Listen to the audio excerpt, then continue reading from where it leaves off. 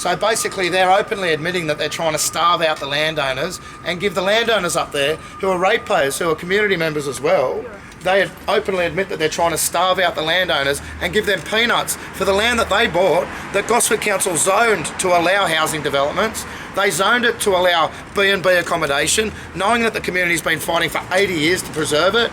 They zoned it to allow agricultural developments in there, horses and cattle and sheep all over sacred sites, all over 23 Aboriginal registered sites in the area.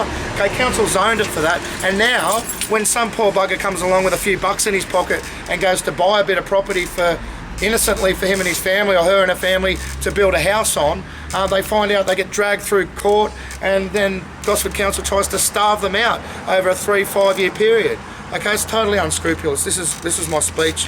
I was going to say tonight, and if we had have got the opportunity to have a bit of a democracy here, the community having a voice, then I would have had the chance to speak. When they asked if there was any speakers, I don't know if anyone saw, but I put my hand up. Right, I'd like to acknowledge country, the custodians of the land, past and present, the mayor and elders present in the room. The law in this country pivots on the word reasonable. Is it reasonable that, given the fact that the protection of this land at Bambara Road has been on Gosford Council's agenda since 1985 officially, and they were lobbied for decades before that, is it reasonable that our councillors make a commitment to ensuring that this land is protected here tonight? Is it reasonable that after nearly 30 years of this commitment from Council, the Council now moves to acquisition under the rightfully named Just Terms legislation of 1991, and within a very reasonable time frame?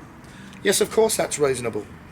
After literally decades of the community battling to have an assurance that this land is protected by our elected leaders, is it reasonable that tonight, probably the last council meeting before we elect a relatively new set of councillors, hopefully a very new set of councillors, is it reasonable that we deal with this issue right here and right now, instead of leaving this unique and sensitive land on the open market for another 10 years, another 20 years, another 30 years? Of course it's reasonable that we deal with this right here and right now. Councillors have argued that it is unlikely that another development application would be lodged for this land, and it's even less likely that a DA would be approved. They may be right, but is it reasonable to play Russian roulette with our treasured local cultural heritage and endangered species? No, it's not reasonable. And that's what they're doing here. This isn't in my speech, but they voted tonight to leave the land on the open market. There's nothing stopping a big overseas developer coming along and buying the land tomorrow. Has anyone heard of biobanking before?